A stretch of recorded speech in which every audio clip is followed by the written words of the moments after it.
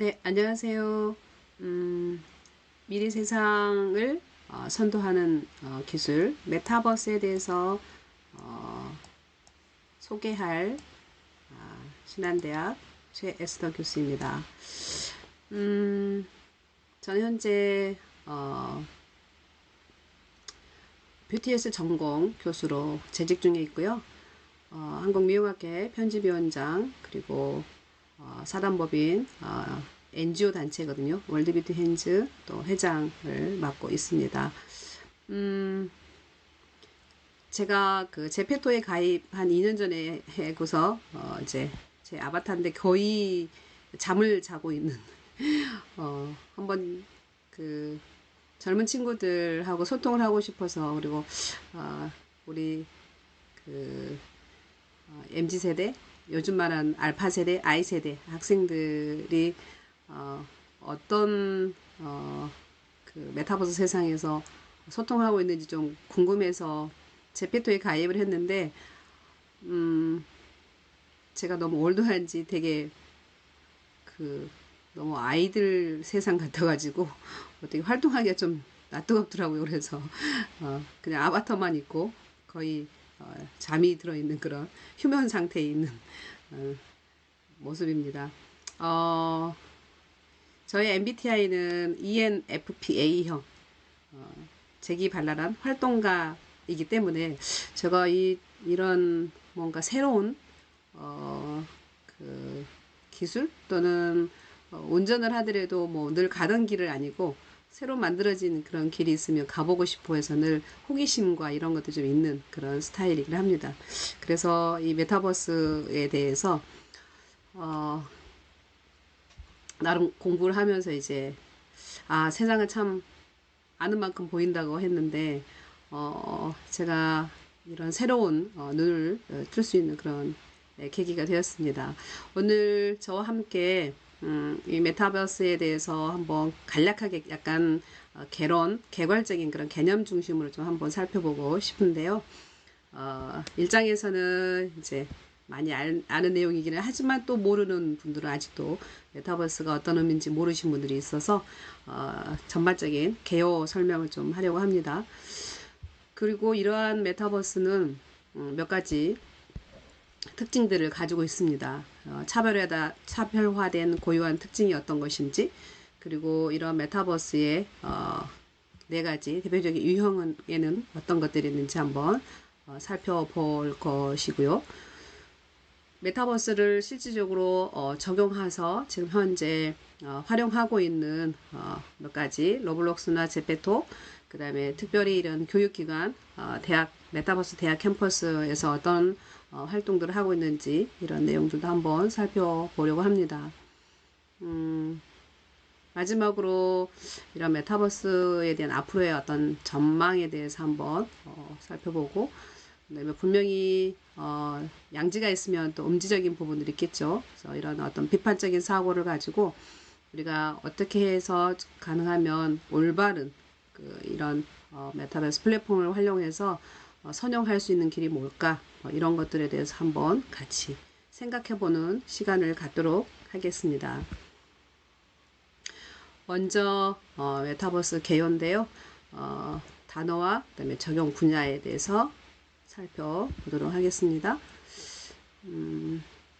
많이들 들어보셔서 알겠지만 합성어죠. 자, 메타와 유니버스의 합성어가 이제 메타버스라고 얘기를 할 수 있고, 그냥 요 앞에 우리가 보통 초월해서 또는 어떤 가상의 그런 얘기를 할 때 메타라고 하는데 현실하고의 어떤 상반되는 개념이라고 볼 수 있겠죠. 세계는 굉장히 광활하고 또 어떤 측면을 봤을 때 굉장히 마크로한 그런 그 유니버스한 세계를 우리가 뭐 80년을 살든지 100년을 살든지 제 경험만 보더라도 인생의 절반을 살았지만 아직도 그 광활한 세계를 다 경험하지 못하고 한 세상을 살다 가게 되죠. 그런데 그런 우주적인 세계 또는 어떤 마이크로한 세계도 있지만 마크로한 세계가 펼쳐지겠지만 그거를 가상의 현실, 가상의 상황에서 그거를 체험할 수 있다라는 것은 되게 가슴 떨리고 흥미진진한 그런 세계일 거란 생각이 좀 들기는 하죠. 아직도 메타버스의 전체적인 눈을 뜨지는 못했지만 앞으로 이러한 메타버스의 무궁무진한 그런 세상을 맛볼 수 있다라는 거가 인간에게 있어서 참 기술력이 뛰어나다는 생각을 한편 하기도 합니다. 그래서 지금 현재 우리가 뭐 1.5 내지는 2.0의 시력을 가지고 바라보는 이런 현실 세계에서 이거가 정말 이제 디지털 세상으로의 확장, 이게 바로 이제 메타버스 세상이기 때문에 이런 가상의 세계는 어떤 제한점도 한계, 시간과 공간 이런 부분들을 다 정말 뛰어넘을 수 있는 굉장히 확장된 세상이라는 그런 기대감, 네, 그런 것이 있는데, 그러면 이 메타버스란 용어를 과연 누가 최초로 명칭을 사용했는가 한번 살펴보도록 하겠습니다. 92년이죠. 그러니까 1992년이니까 제가 저희 큰 아이를 출산한 때이네요. 30년, 지금 2022년이니까 30년 전에부터 사용되었던 그런 용어였습니다. SF 장편 소설 스노우크래시에서 이 메타버스라고 하는 앞으로 이런 시대가 올 것이라고 하는 예측한 그런 소설을 이제 영화한 거인데요. 여기 안에 메타버스 또는 뭐 여기 아바타, 그다음에 세컨 라이프 이런 용어들이 이제 사용되기 시작했던 거가 어떻게 보면 이제 30년 전부터 이제 이런 세상이 올 거라고 해서 가상에서 만든 SF 장편 소설인데 실질적으로 이제 시간이 지나서 그게 점차 현실화되고 있는 것을 볼 수가 있겠죠. 여기에 이제 착안을 해서 이제 세계적인 CEO들이 그러면 이런 세상이 올 거기 때문에 우리가 거기에 관련된 그런 뭐 예를 들어서 구글 같은 경우에서는 구글 어스를 개발을 했고 또 뭐 세컨 라이프라는 그런 앱을 이제 개발을 하는 그런 배경이 되었습니다. 이러한 메타버스가 지금 이제 활용되기 시작한 여러 가지 분야들이 있는데 크게 네 꼭지를 구분해서 한번 살펴보실까요? 먼저는 이제 마케팅 분야이네요. 그래서 특히 이제 네이버 제페토 같은 경우 플랫폼이죠. 여기에서 여러 가지 기업들을 홍보하는데 특별히 이제 지금 여기서는 뭐 아바타로 꾸밀 수 있는 여러 가지 이제 굿즈들이 있는 거죠. 뭐 패션 뭐 또는 여러 가지 아이템들을 판매할 수 있도록 그렇게 하고 있고요. 그다음에 가수들 같은 경우는 이제 가상현실 콘서트를 제피토 안에서 이루어지고 있는 그런 마케팅으로서 활용할 수 있는 그런 분야가 있고 또 이제 게임과의 어떤 산업과의 어떤 콜라보를 볼 수가 있는데 실질적으로 지금 현재 그 PC에서 이루어지고 있는 여러 가지 이제 뭐 롤이라든지 그런 게임은 게임의 개발 회사의 그 뭐라 그러죠? 그 운영 방침에 의해서 이루어지는 거긴 하지만 이 메타버스 안에서 이루어지는 이런 게임들은 실질적으로 사용자하고 개발자의 경계가 허물어진다. 다시 말하면 그 플랫폼 안에서는 사용자들도 언제든지 게임을 개발할 수 있는 그런 경계 자체가 이 게임은 뭐 이 사람이 개발한 사람 거야 아니면 이거는 사용자야 이게 이런 경계가 딱 있는 게 아니라 누구든지 사용자도 그 안에서 메타버스 플랫폼 안에서 게임을 만들어낼 수 있는 또한 개발자로도 활동할 수 있기 때문에 그런 경계가 허물어져 있다라는 거죠. 이걸 이제 쉽게 말하면 자유도가 상승되었다라고 표현을 할 수 있습니다. 게임 중에 하나가 이제 모여봐요 동물의 숲 같은 거가 다음에 설명을 하겠지만 거기 안에서 이제 하이마트 마케팅하고 함께 같이 콜라보가 되는 것도 있고요. 로블록스 플랫폼 안에서 우리 현대자동차가 이제 마케팅을 했던 그런 것들도 이제 예를 들어서 설명을 추가로 하도록 하겠습니다. 특별히 현재 지금 굉장히 핫하게 활동하고 있는 이제 여러 가지 엔터 우리나라의 뭐 JYP라든지 SM, YG 이런 그 3대 기획사에서 서로 이런 그 캐릭터를 특히 아바타를 메인으로 하는 뮤직비디오를 촬영하는 그리고 이제 가상 팬 사인회를 하는 뭐 이런 일들이 굉장히 지금 이렇게 많이 이루어지고 있는 그런 분야라고 볼 수 있겠습니다.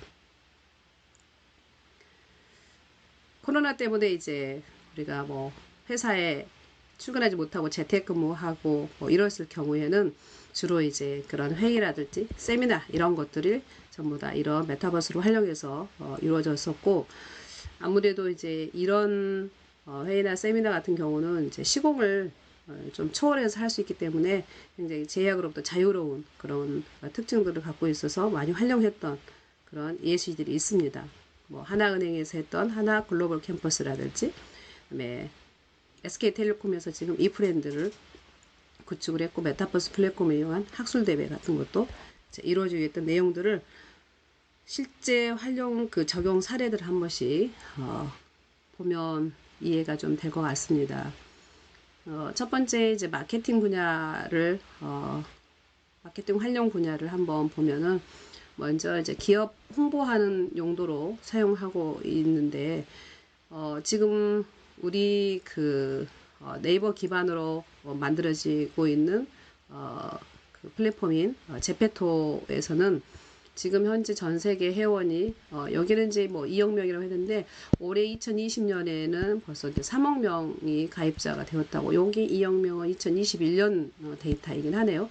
어쨌든 이 수억 명의 사람들이 이런 그 제페토를 이용하기 때문에 이 플랫폼을 통해서 이제 기업 홍보가 이루어질 수 있게 되겠죠.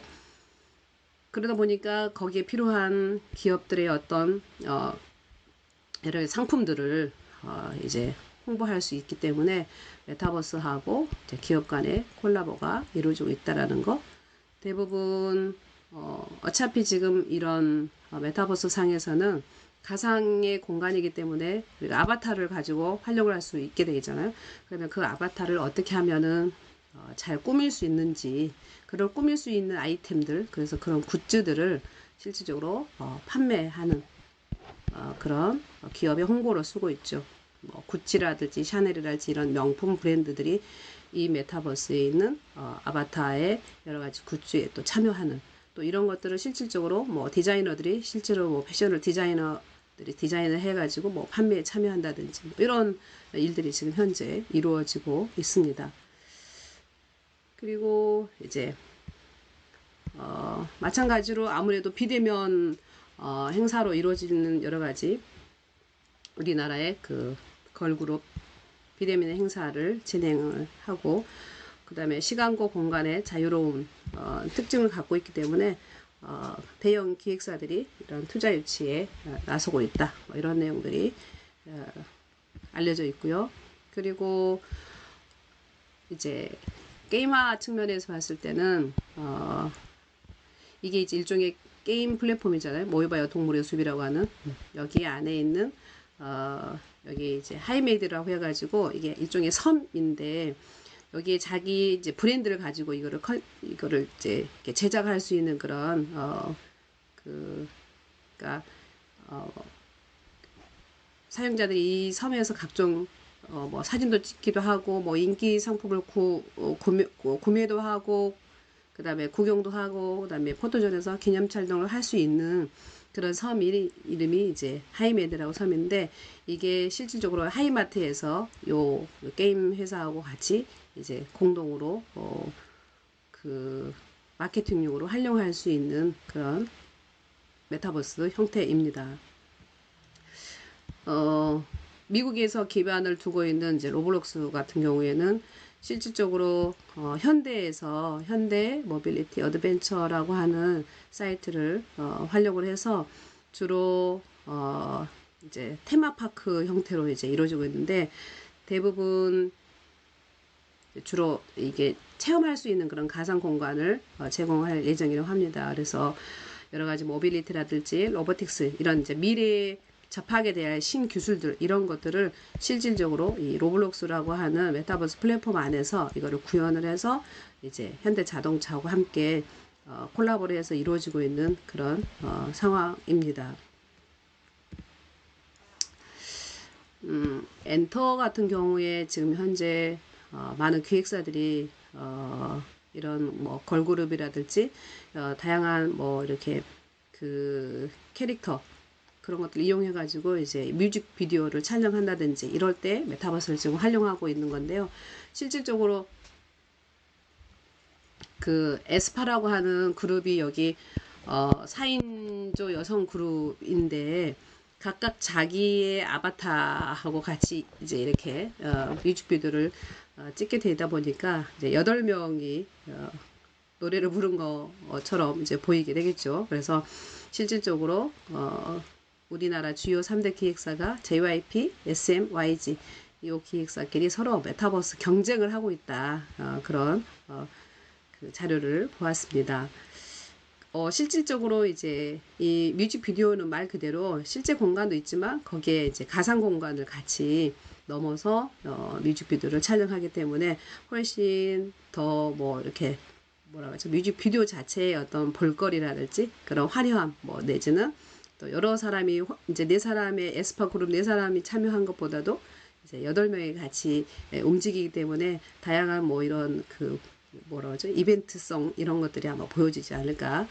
그리고 실질적으로 이제 앨범을 출시를 하게 되면 여기 음원이나 뮤직비디오를 묶어가지고 우리 이제 NFT 실질적으로 메타버스 상황에서 서로 거래할 수 있는 그런 가상화폐인 가상화폐로 이제 실제로 발매도 하는 그런 지금 현실을 우리가 맞이하고 있습니다.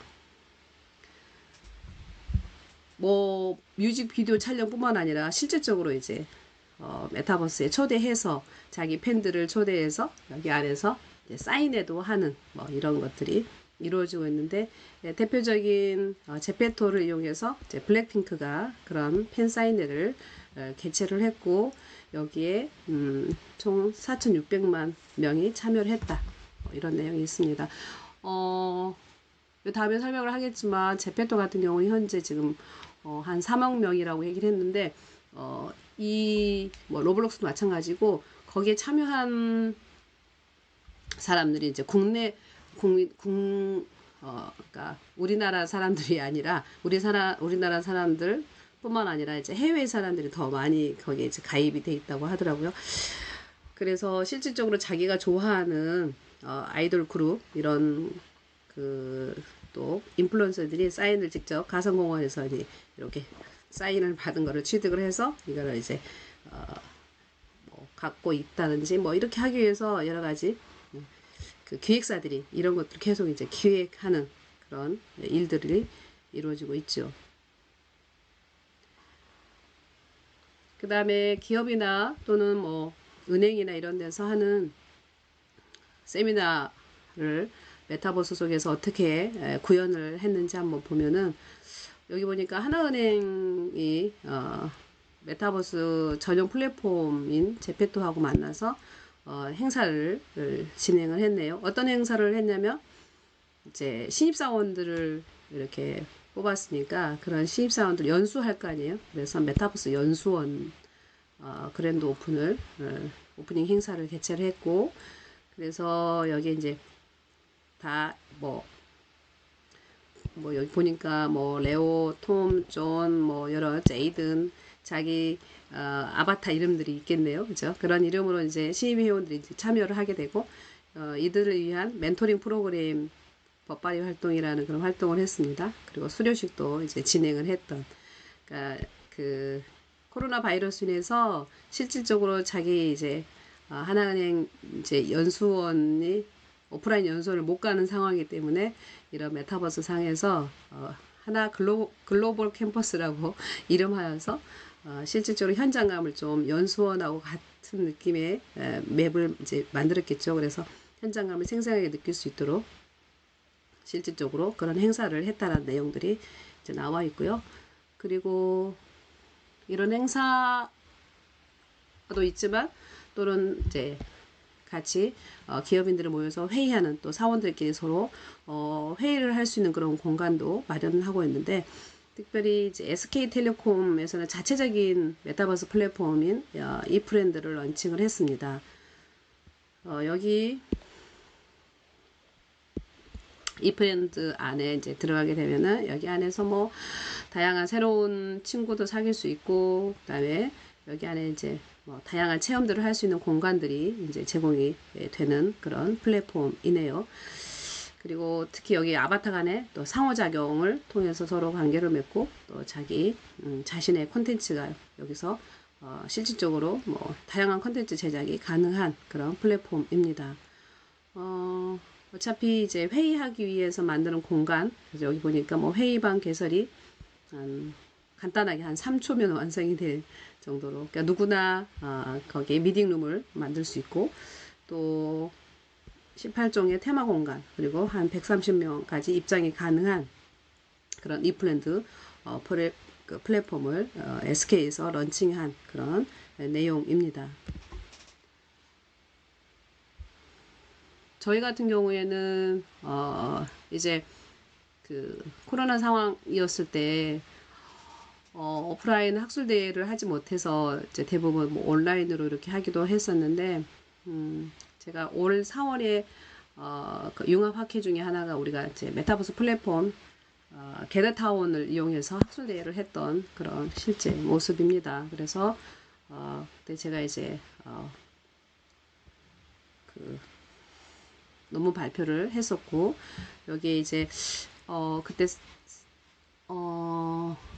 각 섹션을 한 5개인가 이렇게 만들어서 미팅룸이 따로따로 이제 있었고, 각자 해당되는 그런 섹션 파트에 들어가서 이제 제 아바타에서 제가 발표를 하고, 그다음에 이제 토론자가 또 질의응답하는 그런 토론 세미나가 있었던 그런 실제 경험 사례를 보여드렸습니다. 그러면 이러한 메타버스는 어떤 특징을 가지고 있을까요?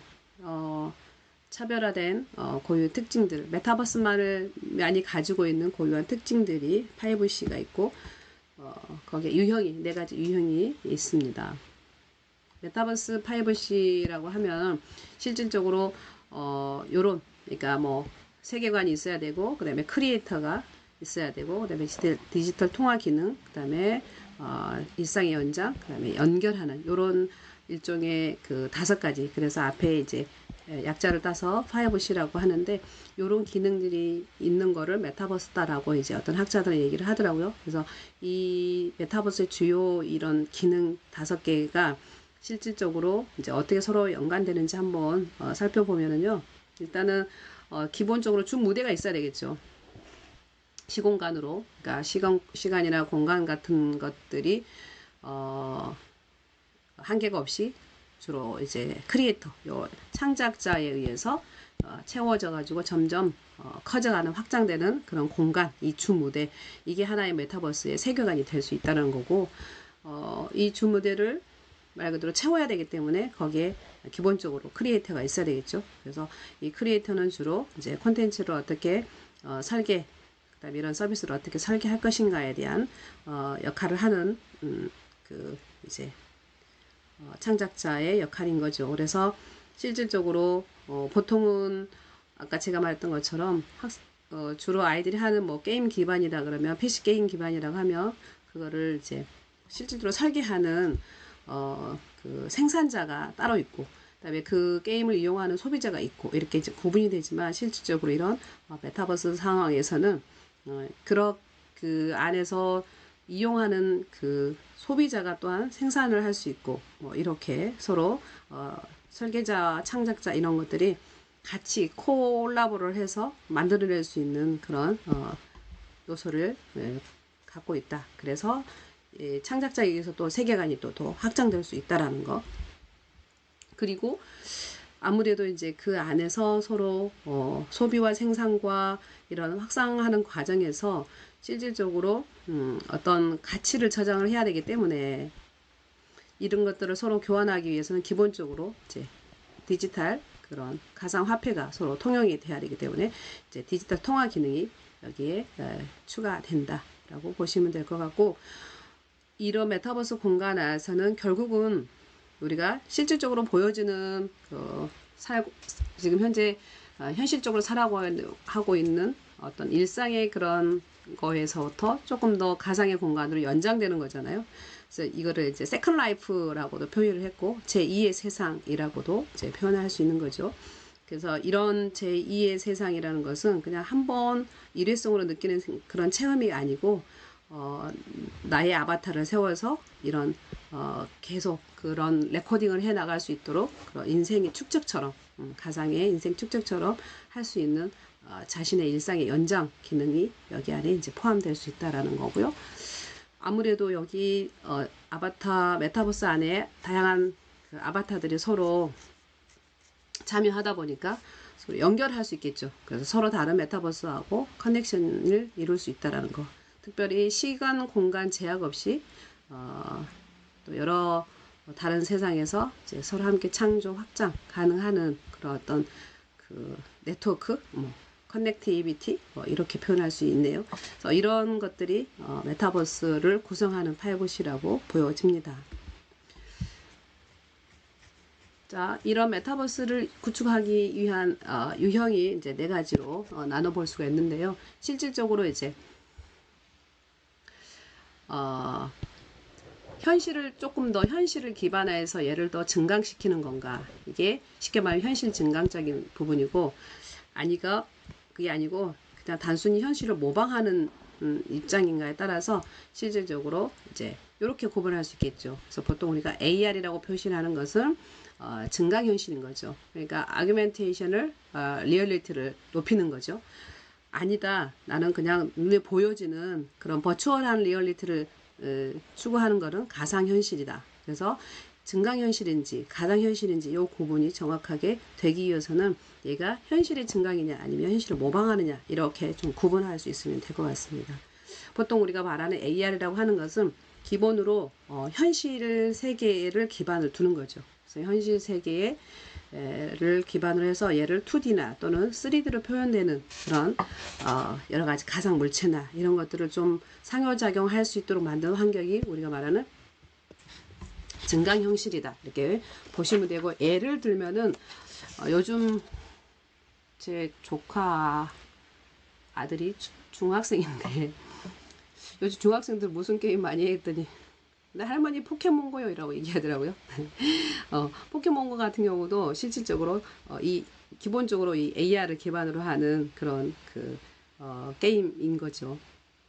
현실에 있는 것을 우리가 포켓몬이 돌아다니면서 이렇게 튀어나오면서 막 쫓아가는 그런 거기 때문에 기본적으로 현실에 기본을 두는 거고요. 여기 보면은 이제 가상현실 같은 경우에는 실질적으로 이제 없는 세계, 그러니까 없는 세대인데 이거를 이제 어떤 디지털 데이터라든지 우리가 컴퓨터 그래픽 같은 기술을 활용하는 거죠. 그래서 현실 세계하고 비슷하게 구현한 어떻게 보면 3차원의 가상 세계라고 볼 수 있죠. 그래서 이 VR의 대표적인 거가 우리가 말한 제페토가 여기에 이제 해당되는 거죠. 그 다음에 이제 이렇게 구분할 수 있는 거고, 그 다음에 이제 익스터널이라든지 아니면 인티메이트, 내부적인 거다 그런 것은 일종의 어떻게 보면 환경적인 그런 실질적으로 외부는 환경이 기반인 거고 이쪽은 환경 기반이고 그 다음에 여기는 약간 내부다가 이건 약간 개인적인 그런 요소라고 볼 수 있으면 되겠어요.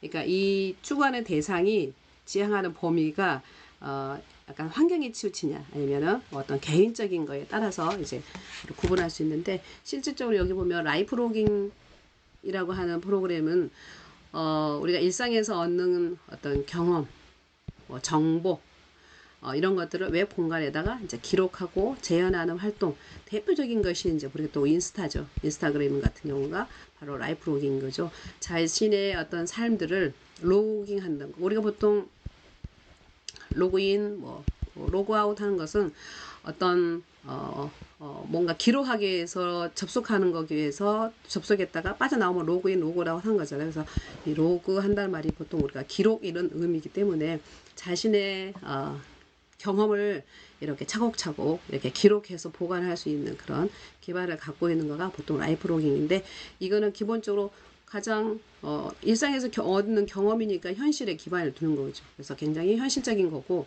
그다음에 자기 개인적인 내용이기 때문에 라이프로깅은 약간 여기에 위치하는 거죠. 거기에 비해서 이제 미러월드 같은 경우는 실질적으로 현실보다는 약간 현실을 모방하는 그런 개념인 그겠죠. 그리고 이거는 약간 환경적인 차원에서 확장시켜주기는 세계가 바로 미러월드다 보시면 되겠어요. 그래서 현실 세계에 대한 그 정보에다가 다시 이제 덧입혀서 최대한 사실적으로 재현하고 싶은 그런 가상의 세계다. 대표적인 것이 우리가 구글어스죠. 구글어스. 그 다음에 저희들 줌 회의 많이 하잖아요. 줌 같은 거. 이런 것들은 전부 다 이제 미러월드에 해당되겠죠. 그래서 요런 메타버스의 다양한 유형들이 메타버스 안에 다 함께 이제 구현될 수 있다라는 것을 보여집니다. 이제부터는 실질적으로 이제 적용한 사례 몇 가지를 한번 보도록 하겠습니다. 대표적인 게 로블록스, 제페토. 그 다음에 이제 우리 대학에서 이루어지고 있는 캠퍼스 행사들 이런 것들을 좀 보면 좋을 것 같습니다. 로블록스는 실질적으로 2006년도에 정식 발매가 되었네요. 요 다음에 얘기를 하겠지만 우리나라 네이버에 기반을 하고 있는 플랫폼인 메타버스 플랫폼은 제페토는 2018년에 이제 정식 발매를 했는데 비해서 그러니까 굉장히 한 10년 이상 빨리 시작한 메타버스 플랫폼입니다. 이 로블록스는 장르가 오픈월드 샌드박스. 이거는 실질적으로 조금 그 게임의 장르를 좀 알면 이건 전부 다 지금 어떻게 보면 메타버스 안에 이루어지는 게임이죠. 게임 기반. 게임을 하는 뭐 여러 가지 그런 장르들이 있는데요. 거기에 뭐 RPG도 있고, 그 다음에 FPS라고 하는 것도 있고, 그 다음에 오픈월도 있고, 샌드박스도 있고, 이런 것들인데, 실질적으로 이걸 이제 자신이 뭐, 우리 아이들 중에서 뭐, 게임, 롤 게임 같은 경우는 실질적으로 자기가 그 게임 안에서 내가 어떤 역할을 하느냐. 그래서 롤 게임, 자기가 롤 플레잉 하는 거를 기반으로 하는 게임 장르는 이제 그렇게 보일 수도 있고요. 그 다음에 뭐 1인용 뭐 슈팅 게임도 있고, 그 다음에 여기 오픈월드 같은 경우는 주로 이제 맵을 가지고 캐릭터가 막 이동하면서 하는, 그래서 굉장히 자유도가 높은 그런 게임의 형태가 이제 오픈월드고, 그 다음에 샌드박스 같은 경우는 아이들 우리 샌드박스는 아파트 놀이터 가면 그네 밑에 그 모래 깔아 놓잖아요. 그러면 어린아이들이 거기서 그냥 모래 장난 하는 것처럼, 소꿉놀이 하는 것처럼 특별한 뭐 어떤 뭐 게임을 예를 들어서 뭐 레벨을 뭘 달성을 해야 된다든지 뭐 뭘 찾아야 된다든지 이런 게 별로 없이 그냥 순수하게 그냥 말 그대로 목적 없이 하는 게임들을 보통 우리가 샌드박스라고 하는 거죠. 그래서 이 로블록스라고 하는 거는 주로 그런 장르에 해당되는 거죠. 오픈월드나 샌드박스에 해당되는 게임인 거죠. 여기 현재 로블록스의 가입자가 몇십만 명? 몇억 명? 전 세계 인구의 몇억 명이 가입된 거를 공개를 안 하고 있어요. 미공개인 거죠. 참고로 제페토 같은 경우는 지금 뭐 2022년 3월 현재 봤을 때 한 3억 명 정도 됐다고 하니까 지금은 이제 한 뭐 7, 8개월 지났으니까 더 많아지겠지만 어쨌든 그래서 과연 지금 이 로블록스 안에 어느 정도 미국 사람들 뿐만 아니라 전 세계 몇만 명이 몇억 명이 들어가 있는지 가입자가 공개를 안 되지만 미국 16세 미만의 청소년, 여기도 16세 미만의 청소년이잖아요. 청소년이 55%가 여기에 가입됐다. 어떤 데이터를 보니까 뭐 미국 청소년들의 여기 이제 나이를 제한을 했기 때문에 이렇게 알 수 있는데 어떤 청소년 미국 청소년들의 한 8, 90%는 대부분 로블록스를 한다라고 보면 된다라고 이렇게 이제 보여지는 기사를 제가 보기는 했었지만 어쨌든 간에 그래서 가입자는 잘 모르지만 그래도 여기 주간 활성자는 공개가 돼 있더라고요. 주간 그러니까 한 주 동안 이 로블록스를 실질적으로 로그인해서 그 플레이를 한 사람을 봤더니 72만 명인 거죠. 이게 이제 올 10월 첫째 주 기준에 72만 명인 거죠.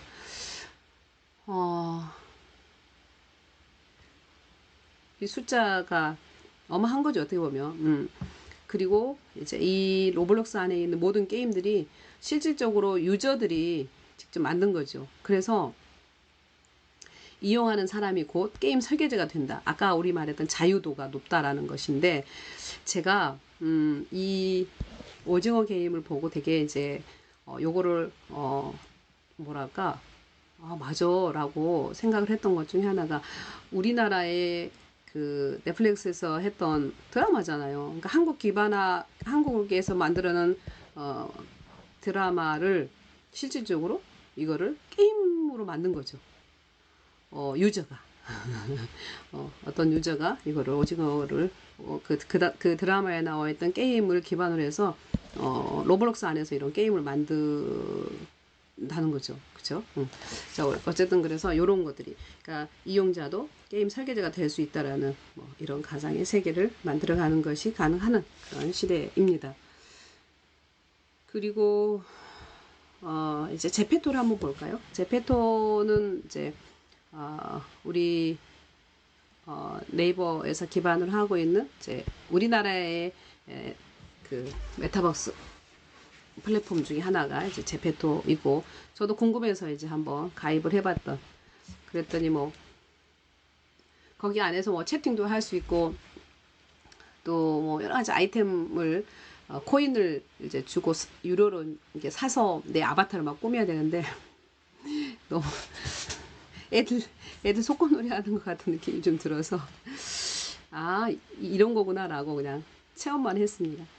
2018년에 이제 정식 발매를 했고요. 그리고 아까 했던 이 제페토 형식도 장르도 오픈월드나 그다음에 샌드박스 기반이다.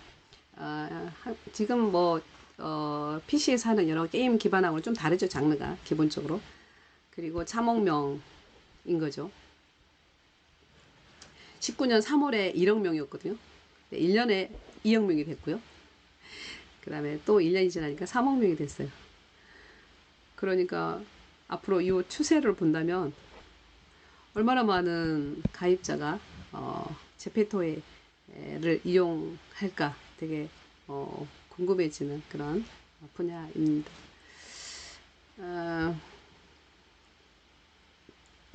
뭐 기본적으로 아바타가 등장을 하죠. 메타버스 플랫폼이다. 그리고 여기는 이제 뭐 자유로운 외형 커스터마이징을 할 수 있어요. 그래서 특히 뭐 패션 아이템 같은 거라든지 신발, 소품, 그 아바타로 꾸밀 수 있는 뭐 모든 것들, 하다못해 뭐 헤어밴드, 뭐 보니까 뭐 헤어핀을 뭘로 할 것이고, 그다음에 신발은 어떤 걸로 하면 좋을 것이고, 그다음에 바지는 어떻게 뭐 이런 모든 그런 패션 아이템을 구입을 하려면 여기 이제 내가 마음에 든 걸 하려고 했더니 코인을 구입을 하라고 돼 있더라고요. 그래서 코인 가지고 이제 커스터마이징을 하는 거죠. 일종의 나중에 이제 이 코인은 결국은 현물로 대체를 가능할 수 있는 거기 때문에 이 코인하고 또 NFT하고는 조금 약간 차원이 다르겠죠. 이 코인은 제공은 제페토라고 하는 회사 자체에서 컨트롤하는 그런 거고요. 이 가상화폐 이거는 실질적으로 이제 그 유저들끼리 서로 주고받을 수 있는 통용하는 그런 화폐 방식인데요. 어쨌든 인테리어를 꾸미기 위해서는 자기만의 어떤 자기 그 소유 공간을 구축을 해서 뭐 장식도 하고 뭐 이런 인테리어도 꾸미고, 그 다음에 제페토 월드가 있어서 캐릭터를 움직여서 다양한 또 맵 이동도 가능하고요. 여러 가지 아까 우리가 말했던 패션 뭐 이런 캐릭터 이런 것들하고 함께 이제 콜라보를 가능한 그런 기능들을 갖고 있고, 여러 가지 이제 뭐 이런 엔터테인먼트하고도 이제 콜라보들 가능하고, 다양한 뭐 캐릭터들이 여기 많이 이제 등장하는 걸 아마 볼 수가 있을 것 같습니다.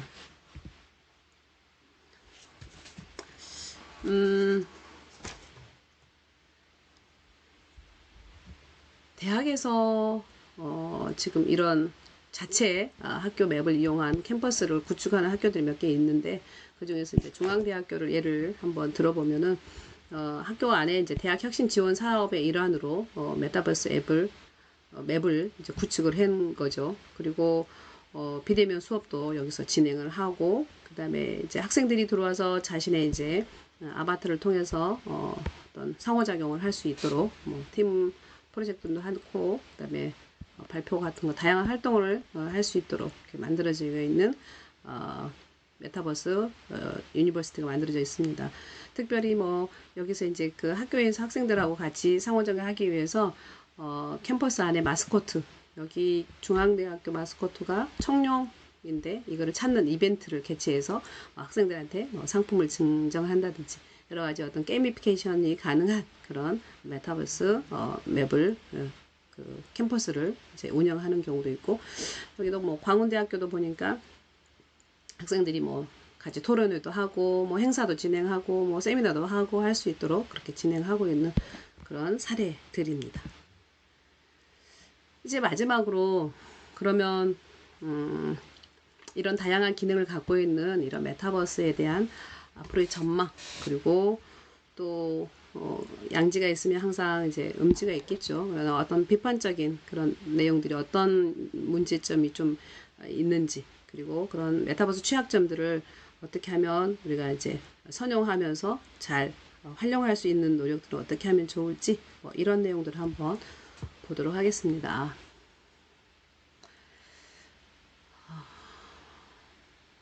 메타버스 관련 투자 규모가 보니까 진짜 2020년, 21년, 22년 굉장히 증가하네요. 굉장히. 그래서 메타버스 안에서 어떤 개인의 소비가도 증가하고 있고, 그다음에 그렇기 때문에 그런 메타버스에 관련된 어떤 기술적인 거, 그러니까 디지털 기술들이겠죠. 아까 봤던 뭐 AR이랄지 VR이랄지 여러 가지 그런 메타버스를 구현할 수 있는 그런 기술에 대한 성장 가능성도 점점 높아지고 있다라는 거. 그러다 보니까 여기에 이제 관련된 기업들이 많이 투자를 하겠죠. 그리고 소비자의 인식도 굉장히 이제 더 확산되고 있고, 그리고 지금 이제 학교에서도 이런 메타버스 플랫폼에 대한 뭐 교육 이런 것들도 이제 이루어지고 있고, 실질적으로 메타버스 안에서 여러 가지 상호작용을 할 수 있는 그런 교육 프로그램도 있고, 이런 것들이 서로 이제 그 메타버스 산업으로 이렇게 형성되고 있는 그런 추세를 볼 수가 있을 것 같고요. 이제 다양한 분야에서 점점 달라지게 있겠죠. 특히 뭐 어떤 재정적인 측면에서는 이제 가상 암호화폐, 가상의 자산, 메타버스 안에서 뭐 땅도 사고 팔기도 하고 뭐 건물도 짓고 막 이런 것들이 이루어지고 있는 거죠. 우리가 속해 있는 어떤 교육 분야에 있어서도 실질적으로 이제 그런 어떤 그 디지털 원주민이라고 하잖아요. 지금 뭐 태어난 아이들, 그 다음에 10대 아이들, 이런 친구들이 주로 이런 메타버스 플랫폼 안에서 제페토라든지 뭐 로블록스라든지 이런 가상의 공간에서 경험해서 이게 아무렇지도 않고 익숙한 그런 아이들이 이제 저희 뭐 대학생이 되고 이런 교육의 수요자가 됐을 경우에는 실질적으로 기존에 있는 교육의 그런 어떤 시스템하고는 조금 차원이 다른 그런 가상 공간에서의 어떤 학생들의 상호작용, 그다음에 뭐 몰입을 높일 수 있는 그런 교육이 앞으로는 점점 이제 필요하게 된다라는 거. 그리고 뭐 이제 사회화 교육도 있겠죠. 서로 뭐 아바타끼리 서로 뭐 이렇게 역동적인 뭐 상호작용 뭐 이렇게 할 수 있는 막 이런 어떤 그런 걸 통해서 사회 경험을 또 이제 익히게 되는 그런 경우도 있을 것이고, 뭐 산업에 있어서는 이제 뭐 직장인들이 근무할 때 실질적으로 이런 메타버스 상에서 서로 뭐 회사하고 뭐 그다음에 뭐 재택에서 하면서 여러 가지 상호작용할 수 있는 뭐 이런 근무 시스템, 근무 환경도 많이 달라질 것 같습니다. 그래서 가상 교육, 뭐 가상 근무, 가상 매장, 그다음에 가상 엔터테인먼트 이런 것들이 좀 더 활성화되고, 그래서 역동적인 삶을 도모할 수 있다. 뭐 이런 것들. 그다음에 아까 엔터테인먼트 얘기를 했었죠. 여러 가지 콘서트, 게임 뭐 이런 것들이 전부 다 이런 몰입할 수 있는 그런 새로운 차원의 그런 기능들과 함께 발전될 것이다. 그리고 이제 이 어떤 쇼핑적인 측면에 있어서 실질적으로 뭐 가상 공간에서 실제로 체험해보고 그다음에 현실에서 구매를 하고 뭐 이런 것들이 이루어지기 때문에 이제 메타버스 안에서 가상의 매장들이 많이 활성화될 것이다. 그러다 보니까 이제 거기에 서로 아무래도 쇼핑이 되다 보면은 기본적으로 화폐가 서로 통용이 돼야 되겠죠. 뭐 이런 기능들이 점점 앞으로 될 것이다 라는 것들에 좀 포지티브한 그런 이제 영향 또는 기대감이라고 본다면 분명히 여기도 이제 부작용이 따르겠죠. 그래서 빅브라더 메타페인 이런 어떤 신조죠. 그쵸? 빅브라더 뭐 큰형님이라기보다도 뭐 어떻게 보면 그러네요. 빅브라더니까 큰형님이긴 한데 독점인 거죠. 그래서 다른 우리가 그 온라인에 어떤 사이트에 접속을 해서 내 개인 정보를 뭐 예를 들어서 뭐 내 이름, 뭐 생년월일 내지는 뭐 전화번호 이런 걸 정도로 수집할 때 제가 개인정보 동의를 하잖아요. 근데 거기보다도 이 메타버스 상에서 개인정보는 훨씬 더 많은 개인정보가 노출이 된다고 그러더라고요. 그래서 그러다 보면 아무래도 각 개인의 어떤 인권을 좀 침해할 수 있는 그런 가능성이 있다. 그리고 이런 개인정보를 독점할 수 있다라는 거죠. 특히 어제 같은 경우도 진짜 카카오가 이렇게 화제가 나서 이제 쉽게 말하면 블로킹이 돼버리기 때문에 다른 우리가 이런 카카오를 대체할 수 있는 게 없었죠. 그러니까 카카오가 굉장히 많은 독점을 하고 있었다는 걸 아마 어제 실감을 아마 했을 것 같아요. 그래서 요즘은 뭐 요즘 오늘 같은 경우도 카카오 아닌 다른 제 뭐 3회, 4회 이런 그 네트워킹을 좀 이렇게 활용하려고 하는 젊은이들 많이 대거 이동했다 뭐 이런 얘기도 있는데 어쨌든 간에 그런 거에 대한 그 준비를 이렇게 뭐 다운될 수 있을 거라는 생각, 갑작스럽게 이런 일들이 일어날 거라는 것들을 예측을 했으면 준비를 했을 텐데 그게 안 됐기 때문에 지금도 아마 오늘도 뭐 이렇게 뭐 사진 이런 자료 그다음에 뭐 파일 같은 거가 전송이 좀 안 되기도 하더라고요. 됐다 안 됐다 지금 현재 그러는데 보니까 100% 다시 복구가 좀 힘들지 않는가 뭐 이런 얘기도 하더라고요. 어쨌든 그래서 이런 것들로 인해서 사회적 통제를 하게 되지 않을까 뭐 이런 것들이 굉장히 또 우려되는 내용들 중에 하나지요.